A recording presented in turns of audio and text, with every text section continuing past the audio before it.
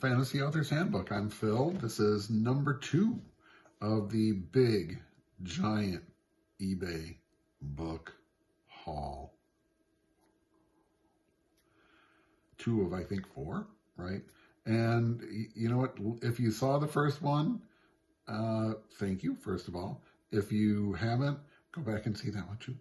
But in that first one, I said that I had specifically, really aggressively bid on this box of 94 random science fiction, fantasy, horror, and etc. books, because they were books by 2 specific authors that I really, really love, and I was really excited to get those books. In this video, you will meet one of those authors, and you will find out what those books were. And then I'm going to hold the last one, or the second of those authors, for the last video. So keep watching, get to the end on this one. And just like last time, what I did is, I opened this giant box of 94 books that I bought from eBay.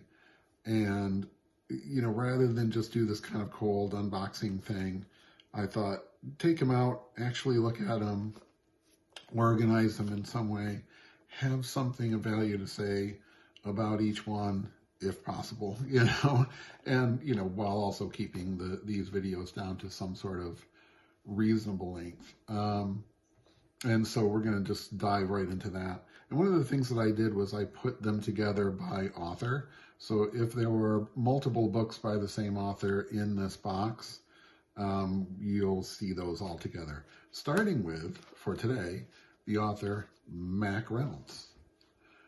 So one of the things that you saw in the last video was books that I already have, and some of those were books that I already had in my ace doubles, which are over there. You can't see, but you could see a little bit of those shelves in the last video. So, I every time with each book, as I unbox them, I look through my list of ace doubles to make sure, do I have them already? I go on my very big Goodreads to be read list, which includes all of these paperbacks that are in my random paperback grab bag. Again, another video soon to show what that looks like and why, and the sort of history behind that. I saw when I got to Mac Reynolds that I actually have 11 Mac Reynolds books in my ace doubles collection already. And I've got 4 in this box, right? 4 different books by Mac Reynolds, all 4 of which are new to me. That gives you an idea of what a mid-list working science fiction author of this era, and these books are really coming from, these in particular are coming from the mid-70s through the mid-80s. They just wrote, they wrote tons and tons and tons of books. I'll link you to a post where, on the blog, where I talked about, should we be more like Robert Silverberg, who wrote so many books it's difficult to even imagine.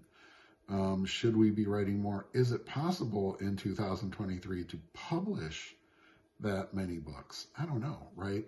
But the fact that I have 11 books by Mac Reynolds already on my shelves in my just specifically in my ace doubles collection, and then in this box, I come up with 4 more completely new ones, really says a lot about how these authors were operating in the old era of magazine publishing as well too, and just a universe that said it's possible for an author to publish 40, 50, 60, 100 books over the course of their career.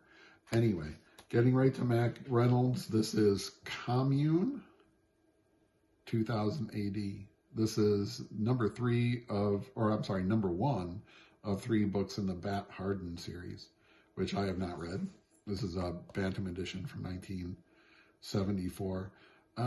Go back to the first video of this series for the long rant about, do you have to say what year it is, right? Because now, all of a sudden, this book that was written in 1974 says this is a story that happened in the year 2080, which of course was the future of 1974, and is 23 years ago and counting now. Could this have just been Commune, full stop, set somewhere in the future? But here's something, like I said, I went through these books instead of just sort of doing a first blush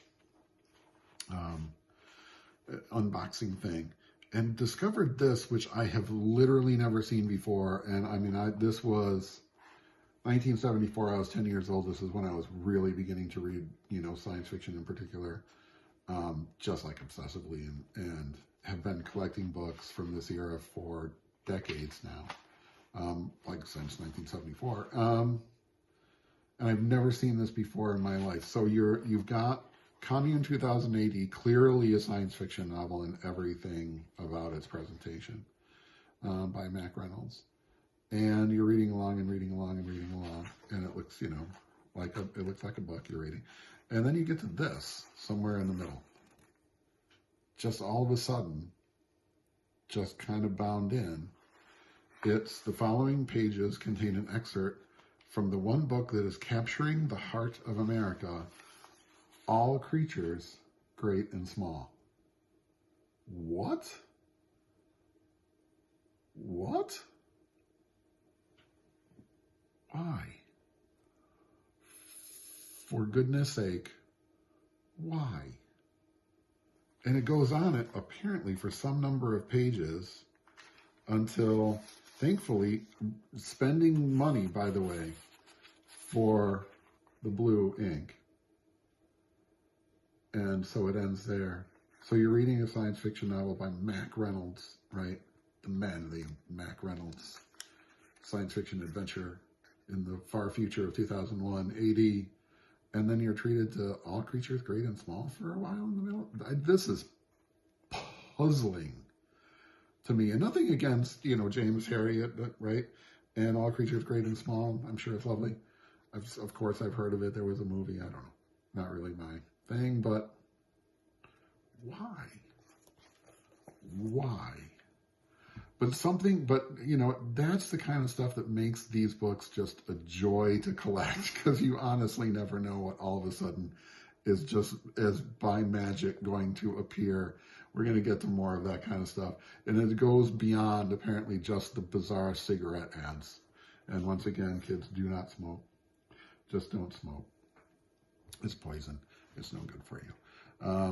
Mac Reynolds. This is a Frederik Pohl selection. I'm a big Frederik Pohl fan, and if you didn't know that, you do now. And he was, a great author, one of the greatest of all time, but also really well known as an editor. Obviously, he thought Towers of Utopia was worth presenting. Oh, and by the way, so Commune 2000 AD was the first book of 3 in the Bat Harden series. So that was cool. And again, there were a couple, in the last video where I thought, oh no, this is like book 8 of 15 or something like that. Do I have to now go really buy the rest of that? Is that something I'm going to do? And then there were some that it was the first book, and I thought, this is great, right? Because that goes into the big random to be read pile. And then if it's read and I like it, I can go out and search for the rest of the series. And then somewhere I was questioning, hey, this is book 2. Should I go and find book 1? Have you read this, etc.?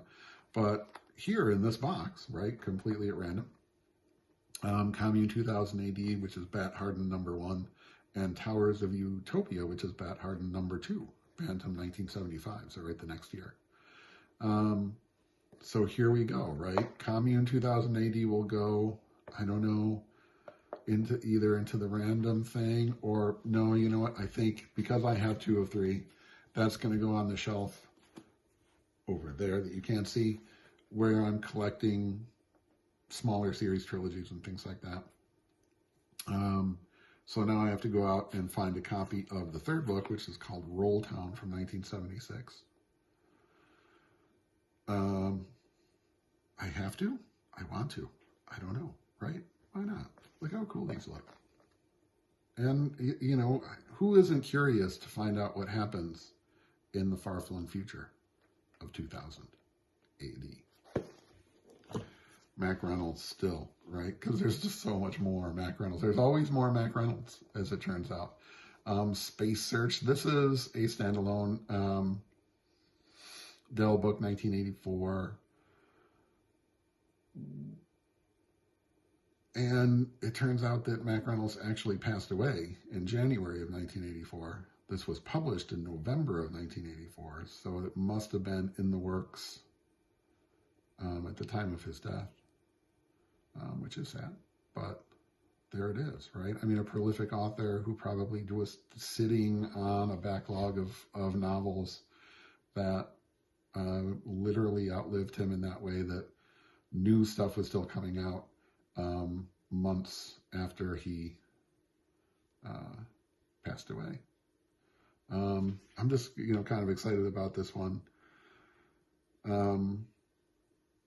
Just looks like a fun sort of space opera thing, very kind of big type, which is nice for the old men in the crowd. Short, right? Just say what you have to say. Tell the story you have to tell. Get the hell out of there. It doesn't have to be, this isn't book 47 of 3,000. This is just Space Search. Cool cover, spaceship. I'm in the pile. As is Death Wish World. You can tell Mac Reynolds kind of has a little bit of a, kind of men's action adventure vibe. His name, which may or may not be his real name, is kind of a giveaway on that one. Or am I judging? I don't know. I think this is a Wayne Barlow cover too, which is groovy. Bane, 1984.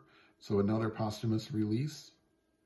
Death Wish World, which, I guess having been published right after you die, kind of has a weird other meaning. No? That's the front. This is the back. Very excited about these Mac Reynolds books. I mean, if you looked through my collection, you would be like, wow, Phil's like this huge Mac Reynolds fan. I think I haven't read anything by him yet. And this makes 15 of his books that I have sitting on deck. So, damn it, you better be good. Next up, so here, speaking of authors who are no longer with us, right? Abraham, or A. Merritt, was born in 1884, passed away in 1943. So this is a guy who, like we talked about a little bit in the last video with Chambers and the King in Yellow, is another one of those authors that really was a inspiration for a lot of the fantasy and SF authors who came after him. His real name is Abraham, as I said, Abraham Merritt. The Moon Poool was originally published in All Story magazine as a serial in 1919. This is a Collier edition from 1966. This is his first, and I think really still best known novel. This is the one that people really remember him for and really have been talking about. This is one of those books that I've been hearing about for just years and years, decades and decades, trying to manage my glare here a little bit. This is a cool edition, right? Very strange. Not sure what Abraham would have thought about that, but it's in pretty good condition. I guess it's kind of weird. It looks like somebody taped the spine, and the tape is kind of coming off, or something's going on there. I might have to fiddle with that a little bit, but very happy to have this. Excited to read this. Yay. Continuing with A. Merritt. Okay, and then in the last video, I also did the whole Hell and Damnation, Fire and Brimstone thing about putting stickers on the cover of books. This one, though, kind of gets me a little bit in the feels, as the kids say these days. That's a B. Dalton price sticker. If you're a person of a certain age, you'll recognize that immediately. This particular edition here is an Avon 1971, which is actually the 12th printing of the Avon edition of this, that they had done since 1942. This was another serial, right? 5-part serial in Argosy All Story Weekly, right? So can you imagine? Fiction magazines, science fiction, fantasy, horror, some of which were actually published weekly.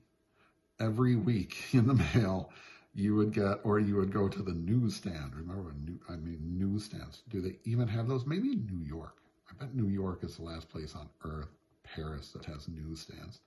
I think there used to be one in Pike Place Market in Seattle. I hope it's still there.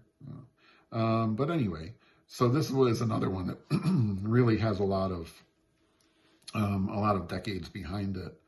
1927. But again, the B. Dalton sticker, I don't know, right? It kind of gets me because I would, that's the first store I would go to in any mall. Like when we went to the mall, it was like, go to the B. Dalton right away and see what's going on there. Shane went out of business in early 2013. So this is 10 years in the past. I mean, this particular book is obviously lots longer than that. 1971 again. So 7 Footprints to Satan. Right? Those are pulp titles that you just can't say no to. You cannot say no to 7 Footprints to Satan. Fantastic. A-Merit, the last of the A-Merits. This one is like super exciting. Actually, this is, believe it or not, the youngster of the group, having first been published in 1931. Actually in book form, but appeared in Argosy All Story in September 1923 as the Face in the Abyss. And then the Snake Mother came 7 years later in Argosy magazine in 1930. This is kind of a mashup of those two. This has been being published again in book form like this since 1931. This is 1978 Avon edition. Really cool cover art. Great stuff there. Sword and sorcery, fantasy, monsters. Love this edition. Just love the art here. Wrap cover. A wrap cover means that it's one big rectangle. And it wraps across from the front, across the spine, and to the back. So it's one big illustration as opposed to just the front. That's really cool. Really, really fantastic. Looking forward to these, all 3 of these A-Merit books. Just really, really looking forward to. Very excited to have those, to read those, etc.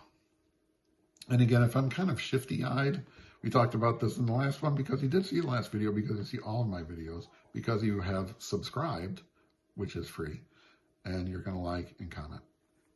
Fantastic. Now I forgot what I was going to say. Oh, if I look shifty eyes, it's because I have notes here that I'm reading also, just so that I can pretend to appear to be smart. That was a sentence that kind of went somewhere. John Jakes. Got 2 of them in this box. This one is Brack.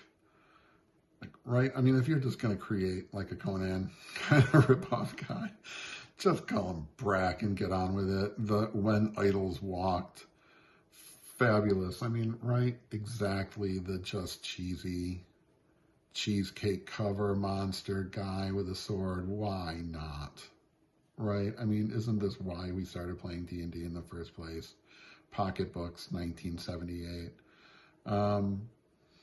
This is the kind of stuff that I love so much that now I just have to go out and find the other 4 books in the Brack series. This is number 4 of 5. This one was originally published as a 2-part serial in Fantastic Stories of Imagination in 1964. And I don't know, I just get the feeling fighting the very gods. Right? If that's not a fantastic story of imagination, what the hell is? So the story is as old as me. The book is younger than that. I'm going to go out and find the other 4. Maybe I'll just do a whole video when I get those, and let's read Brack together for God's plural sake. John Jakes again, on Wheels. This is the, from Warner Books, this is the second printing from October 1978, kind of a reissue of this. It originally published in 1973.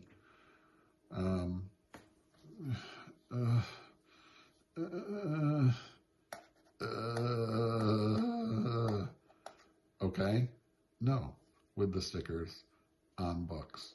Was this, at least in part, the inspiration for the movie Speed, right? Keanu Reeves and Sandra Bullock. I'm going to have to pull it down here where I can see it a little bit better, but this is John Jakes, best-selling novelist of the American past, careens into America's future on wheels. This is the back cover copy. It says, "Remember the rules of the run. You are sentenced for life to do no less than 40 miles per hour at all times. To drop below that speed means death. The future is here. The automotive revolution has finally overrun human evolution. This is life on wheels." Tell me you're not in. Right now, I mean, I'll just sit and wait while you go online and order that book. Pause for that. Okay, you got that? So then we're going to move on to the next bit. Random. The random authors. And what that means is that, I mean, all of this was random. This was a huge lot of 94 books that just went up on eBay. I started bidding. I kept bidding. I bid to the very end. I got it. I paid $240 for it. By random, they're all random, but this means that there's only one book by that author, right?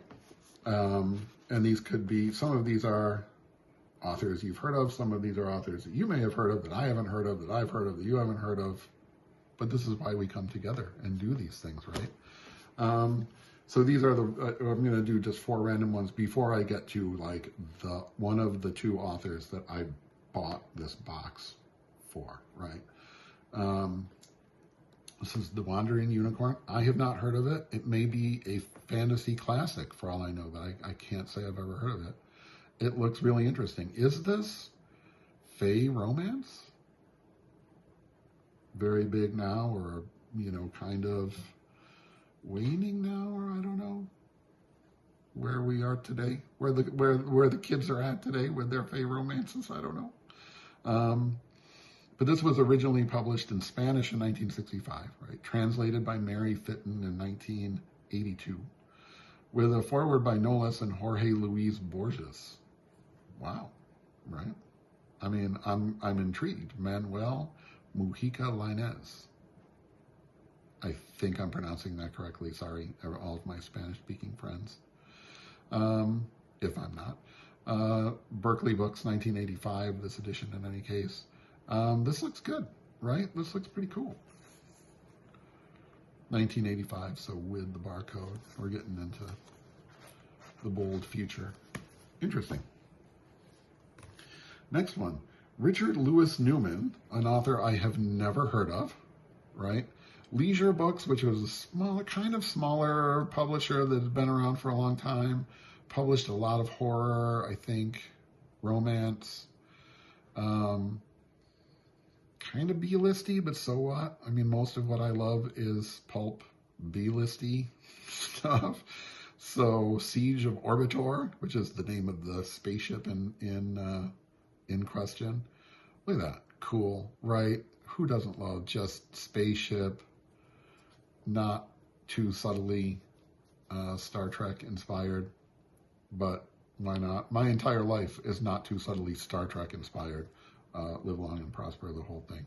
I have no idea. I have no idea who this is, what this book is, what's going on here, but I'm in. It looks like fun, and I'm in. It's going in the giant to be read pile to be picked out at random, hopefully someday. Okay. You know what? I don't know. I don't know with this one. You're going to make decisions about your own life. This is The Playboy Book of Horror and the Supernatural, 1968, published by Playboy magazine themselves, right? The original hardcover a year before, 1967. Listen, I mean, we know now what we, suspected from 1950, whatever, onward, that, that Hugh Hefner Playboy magazine thing was basically a huge, gross human trafficking ring, whatever. But whatever. Also, they did publish some of the best science fiction, fantasy, horror, literary authors, great fiction the whole time, while all the other gross, creepy, terrible, exploitive stuff was going on. So I'm just going to go with that. Say I bought this from a, random stranger on eBay. So, the bad guys, whoever they may be anymore, and I don't think there's any more left anymore after the death of Hugh Hefner, but whatever. In here, right, are stories by some great authors. Ray Bradbury is in here, Charles Beaumont, Richard Matheson. Why wouldn't Richard Matheson be in any collection of horror stories? Robert Bloch, Gay Ann Wilson, Jack Finney, right? William F. Nolan, and our friend, Mac Reynolds, who we just talked about. So I don't know, say what you will and feel what you will and understand what you will about Playboy magazine, etc. It's a very strange kind of paperback, but with really nice paper. I don't know what they were going for here. It's a standard mass market paperback size, but has like hardcover paper. Very, very weird, very cool. With great authors, I'm really excited to read these stories. So the Playboy Book of Horror and the Supernatural from Playboy itself, 1968. And no, gross pictures of them. So calm down, everyone. The last of the random one, before we get to one of the two authors that made me have to buy this random box of books from eBay. Robert Sheckley, right? Another one of those great mid-list science fiction authors who've just been around and were around and were writing a lot and writing more and more and more for a long time. This is Store of Infinity. This is the second printing from 1970. It was originally published in 1960. This is Bantam. Short story collection. And remember, a collection, if it's a collection, if it's the same author, and an anthology if it's different authors. These are, he was kind of one of those guys who was really active from the mid-50s, but really almost pretty much all the way up to his death in 2005. Just one of those, Robert Sheckley, right? He's just Robert Sheckley. So I'm looking forward to this one. I love short story collections and anthologies. Like the Bright Anthology, different authors, collection, same author. We talked a little bit about that weird excerpt from All Creatures Great and Small. There's so much more. There's so much more. Look at this one. Where are we? 1970. This is a fold-out ad stuck in the middle. For his Time Life, the editors of Time Life Records present To the Moon. Dig this. This is a collection of vinyl LPs, of course, right? Because remember, it's 1970 in a high technology world where it's like a year after humans walked around on the moon for the first time. Apollo program is still going. And we got vinyl records that has, I don't know what, right? It seems to be events you'll see and hear in Time Life Records To the Moon. It's like it's recordings, I think, of probably NASA communications with the astronauts, news reports, stuff like that. So you can relive the moon landing as a collection of records. It's almost like a 1970 version of audiobook, 1970 version of podcast. I don't know.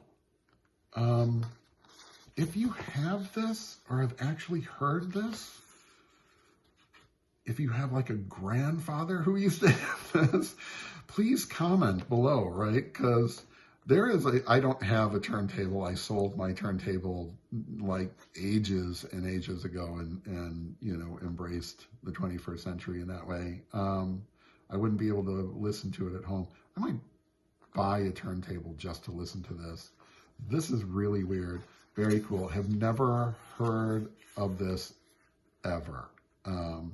But here it is. I mean, and this is the kind of thing, right? 1970, Time Life is still in business, but a big part of me wants to just pull out this card, you know, right? And fill it out and just see what happens. Like, can you imagine? Like, I give them $25 and $24.95 plus shipping or whatever, and they send me this thing. It would just be the greatest in the world. You know, that's not going to happen. But I love this about old books.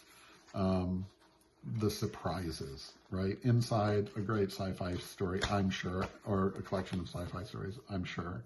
And this is definitely going on the random to read pile. Excited to have this.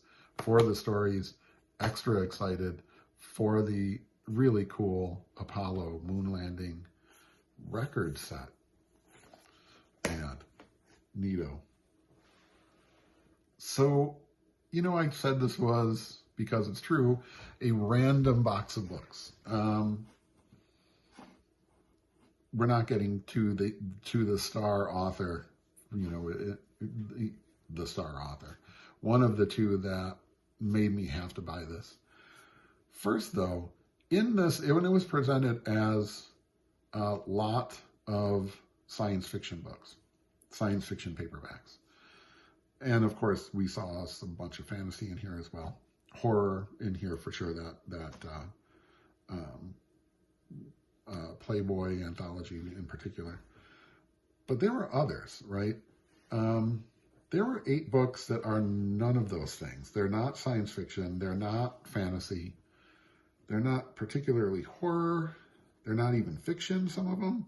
So I'm going to go through these 8 as just the completely random, non-science fiction, non-fantasy, non-genre, usually-ish, books that somehow infiltrated my lot of science fiction paperbacks. First up, in random order, is The Eiger Sanction by Trevanian, who, you know, of course we know as the Cher of spy fiction. I know this is the first Avon paperback printing from 1973. I don't doubt that that's really worth anything. 1972 book. I don't know. I remember I liked the Clint Eastwood movie, which this says, now the spectacular movie. Now in 1973, the spectacular movie. And it was a pretty spectacular movie. It was actually pretty good. Will I love the book as much as the movie? I don't know. Will I read this? I think it'll go in my random thing, and I find out. I'll make the decision when it kind of comes up at random. But it was, you know, a big deal at the time. Selected for the Book of the Month Club, of course. The cliffhanger of the year of 1972-3. This one was really cool. This one actually, you know, if you're going to, you know, pull a fast one on me and put in something that's not technically science fiction in the box of science fiction, then be this surprisingly cool. This is The West End Horror by Nicholas Meyer and Valentine, 1971. So, of course, I had to Google it. Is it that Nicholas Meyer? And you know what? It is. That Nicholas Meyer, director of Star Trek II, The Wrath of Khan, one of the greatest movies of all time. Just don't even with me. I've seen that movie so many times, I could literally do it as a one-man show. Don't tempt me. Do not tempt me. And so it turns out I did not have any idea that this was happening. He was writing these Sherlock Holmes books. And in this case, you know, they're sort of, he pulls in characters from other you know, are sort of like real life characters, I think. I don't know. I'm not even sure exactly what's going on here. But, you know, I like Sherlock Holmes as much as the next guy. I do. I actually just recently bought a huge edition of the annotated Sherlock Holmes from a library sale that I was super excited to have. I'm looking over there because it's over there on my giant to-be read long reads shelf, and it's long for sure. And as a kid, we had at home a 2-volume set of the stories of Sherlock Holmes. And I read those when I was like, what, 8, 9, 10 years old, and loved it. So into the to-be read pile this goes, right? Groovy, die-cut cover and all, right? People have different feelings about these. They do tend to, you know, you can find a lot of them that get ripped. But it's got this little sort of 4/0 insert here. That means 4 color ink on one side over 0 ink on the other. It's expensive. And the dye, you have to pay for the dye, is the most expensive part of this process. And it's pricey, even back in the day. So they, you know, they being Valentine in 1971, were showing Nicholas Meyer some love. And this is, you know, 11 years before his hit movie, Star Trek II, The Wrath of Khan. Very excited to have that. It's in the reading pile for sure. This one, right? Only Yesterday, An Informal History of the 1920s by Frederick Lewis Allen. This seems like it's still in print. This is Perennial Library, 1964. This one is Harper and Row. Perennial Library is an imprint of Harper and Row. And it was originally published in 1931 by Harper and Brothers. So you're getting kind of the history of Harper's as they went along. No idea why this is in here. It is actually a history of the 1920s, written in or published originally in 1931. My shirt is acting weird. It's also, I don't know, this one gives me Freddy Krueger vibes. I don't normally wear the shirt. Do I keep this? I think I'm going to keep this, because why not? I don't know, right? Anyway, Call of Cthulhu RPG fans, take note. Oh my Lord in heaven. All right. I can barely lift it. Oh God, I can't. The Mammoth Hunters, a Mammoth book by Gene Emall. This is the 1986 Bantam paperback, right? Massive bestseller, #1, the big #1 bestselling series. They went on and on about, you know, prehistoric peoples, historical fiction in prehistory, prehistorical fiction, whatever. This is third in the series. They were kind enough to show the first two in the inside front cover. I probably won't. I probably won't. Let's be honest. It's 723 pages. And it's book number 3. So do I have to, I do, and I would have to read 2 books just as big, if not bigger, just to get to this. I can't. I'm sorry. But again, right? Used books. This is why you go to used bookstores. You go to used bookstores for great books that you can't necessarily find. And this is, I'm sure, a great book. It was super popular in the time. And I'm sure, you know, they're still out there and she still has a readership. And nothing whatsoever against Gene Emall.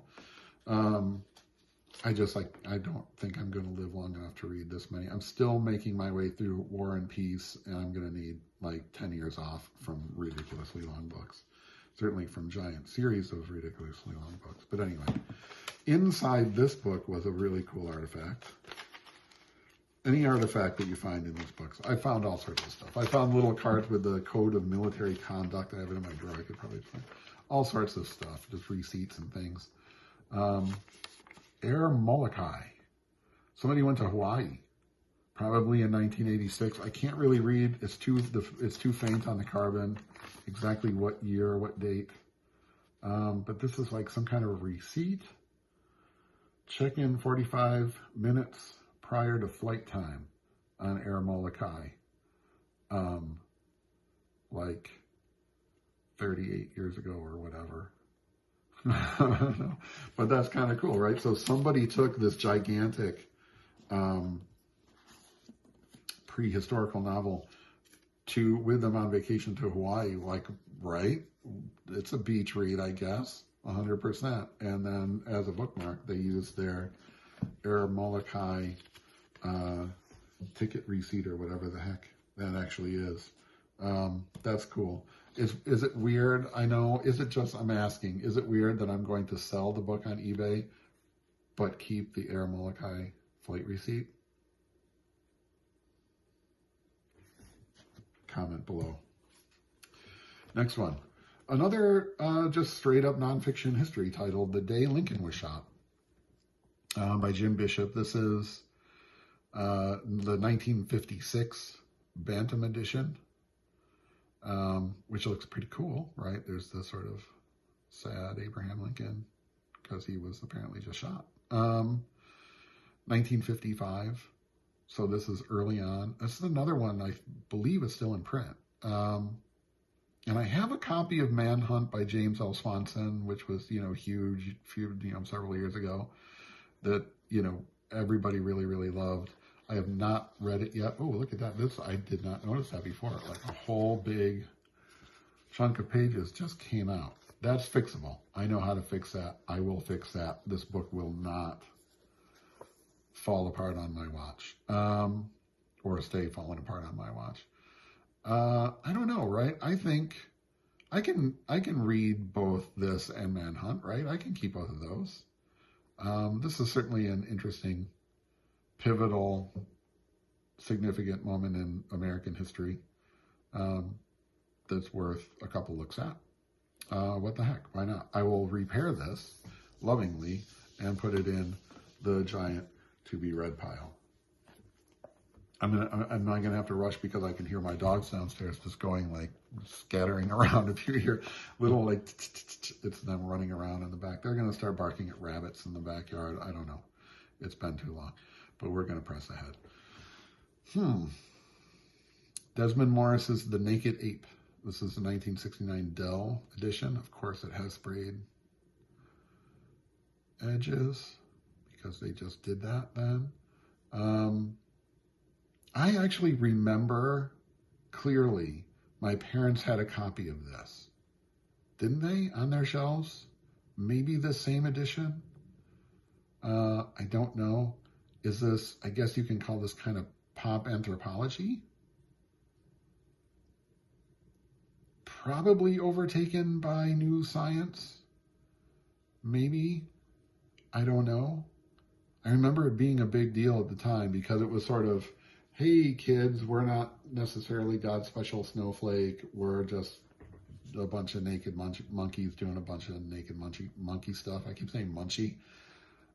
I must be hungry. It's a Freudian slip. I wonder if he covers that kind of stuff in The Naked Ape. Do I keep this? I think I do. Why not? It's going in the big random to-be read pile. What's the worst that can happen?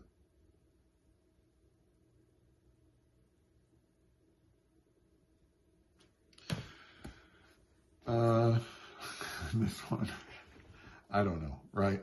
So I'm a sucker for the weird stuff, for UFOs in particular, for, I live in Sasquatch, Bigfoot country up here in the Pacific Northwest. So I'm always in for a little bit of pseudo-scientific fun I don't take seriously, but Popular Library, 1974, Psychic Travel by Christopher Dane. I believe this is a nonfiction book that looks at, like, I guess, astral travel or some version of that. I looked it up. Goodreads does not have a cover image.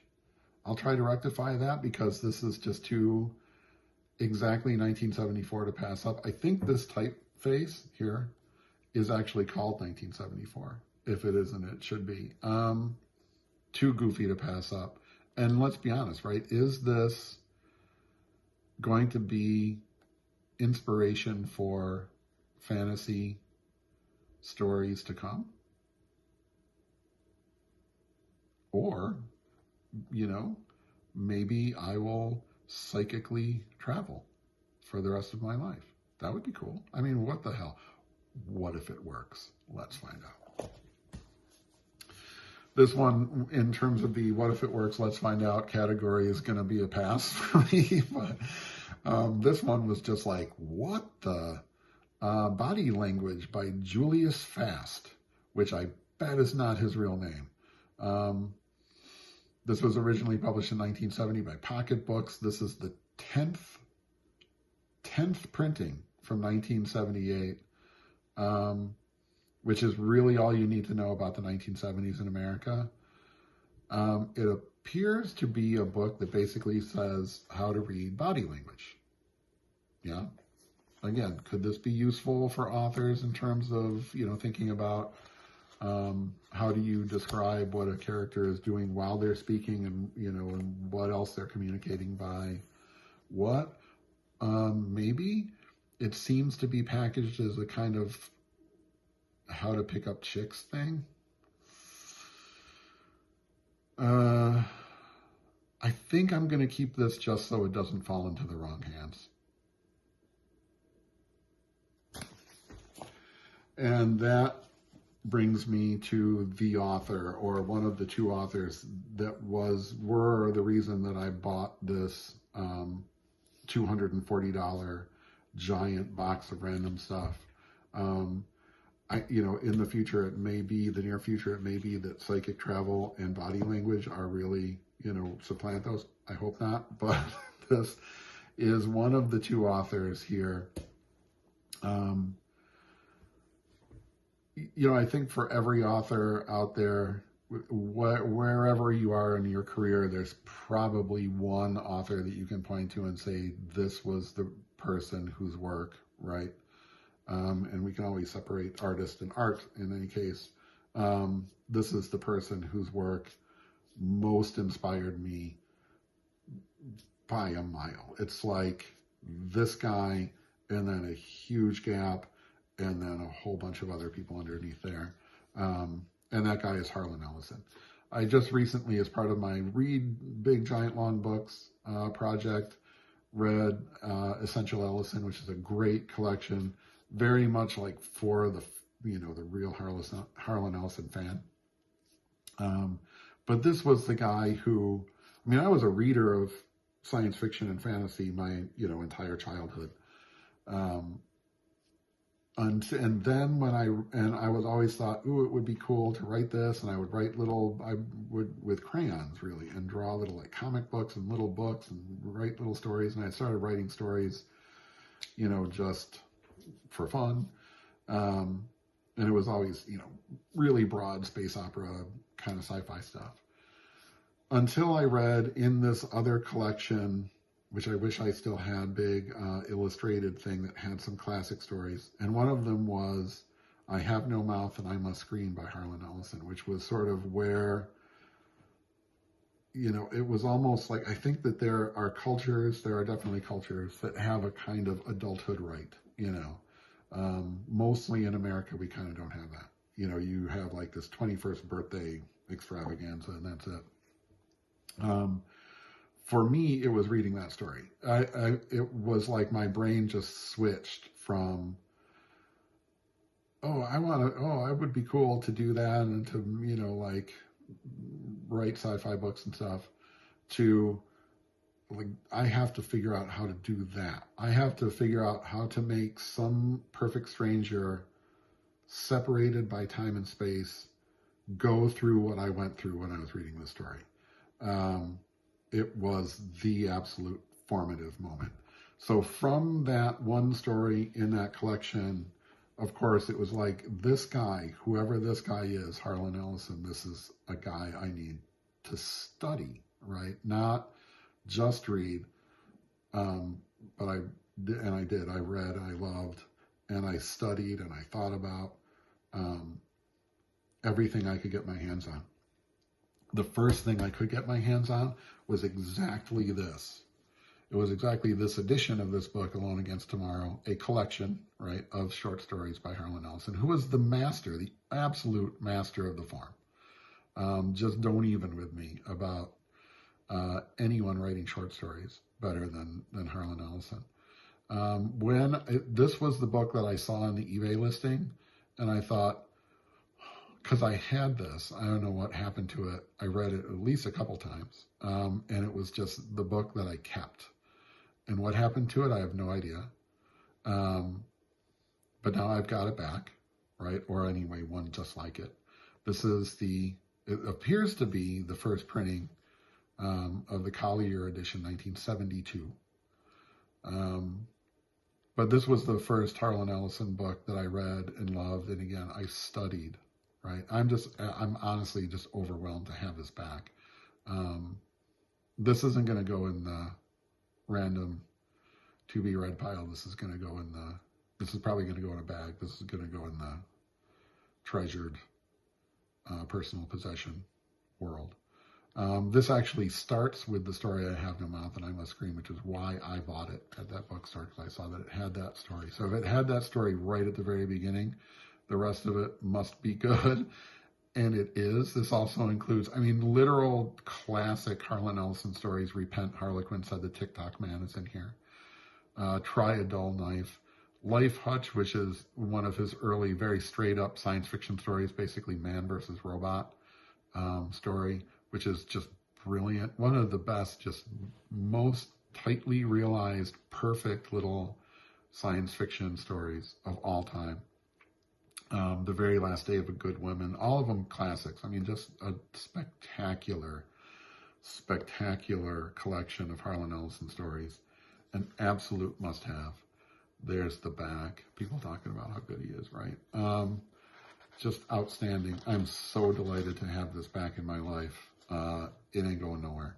Don't look for this on my eBay store. That's for sure. But if you can find it on anybody else's eBay store, buy it. If you can find it in a used bookstore, buy it. Just get this book. It is shockingly amazing. Right? Number 2 of 3 Harlan Ellison stories in this, or Harlan Ellison books in this giant eBay collection box.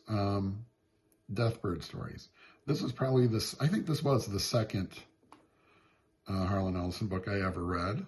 I checked the hardcover out of my high school library.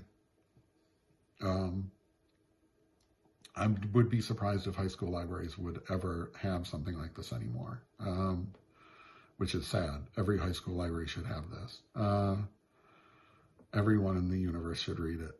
And it was just, of course, just devoured it. This one does appear to be a first printing. Obviously, it's very much a keeper, not going in the random pile. 1976 Dell book. This one includes, again, if you know anything about Harlan Ellison classics, The Whimper of Whipped Dogs, Along the Scenic Route, the really cool Vegas story, Pretty Maggie, Money Eyes, Shattered Like a Glass Goblin, and of course The Deathbird. Just wow. Wow. Cool wrap cover. Deathbird stories by Harlan Ellison. Absolute must read. I got a little bit of condition issues. I just opened it up and the spine is pretty cracked. I will lovingly repair and restore this book. This is not going anywhere. This is a keeper forever and ever. The Deathbird stories by Harlan Ellison. Last but not least, Alice in Wonderland. This is the first printing, 1974 Signet Edition. I've never read this one in particular. I've seen it on shelves. I've thought, why have I not bought that? Why have I not read that? There are some repeat stories from other books. Obviously, I've just read Essential Ellison that has, really all the big stories. This one, for instance, has The Very Last Day of a Good Woman again as well. But so what? Obviously, I'm keeping this one too. And sometimes really the joy in these collections, even if they sometimes are a mix of some of the same stories, you can find all sorts of like H.P. Lovecraft collections that are slightly different. especially for authors who have been around for a long time. I'll still read this anyway, right? I mean, I've read some of these stories half a dozen times, and sometimes it's about how they flow together in this particular collection as opposed to that particular collection. And you're getting different stories in here, obviously, than in the other two as well. So 100% a keeper. Very excited to have this one, right? This one's shorter, just kind of slim, but containing enormous power. I mean, Harlan Ellison is just an author of spectacular power, you know. If you have not read Harlan Ellison, I just don't even understand what you're doing. Like, I don't want to be that guy, right? Where I don't assign you reading lists. I'm not that guy who says you aren't a real fan of whatever unless you ever. But Harlan Ellison is my idol. I mean, I'll say that straight up. I don't have any other idols in the world, just him. Maybe not, you know, as socially, right? Maybe not as a person. He was a little bit cantankerous. I met him a couple times, talked to him on the phone a couple times. He yelled at me, which was actually one of the greatest moments of my life and something I'll remember forever. To be yelled at by Harlan Ellison is, you've never been yelled at until you've been yelled at by Harlan Ellison. So this is why I spent $240 on this box, for Alone Against Tomorrow and Deathbird Stories, and 5 books by another author. And you will have to keep watching this series to find out who that is. That will be the author I get to at the very end of the last of these 4 videos of this giant $240 random lot of mostly science fiction, some fantasy, some horror, some other stuff, paperbacks that I bought on eBay. Remember, this is YouTube, so you know what I'm going to say. Like, it's free. Subscribe, it's free. Comment positively, happily, and constructively. Tell me about how you feel about these books. Have you read them? Are you interested in reading some of them? Are you not? Did this video make you think, oh, I should go out and get one of those? I should read that. I did read that. I didn't like it. Here's why. I loved it. Here's why. Throw that stuff in here. And again, there's no Patreon.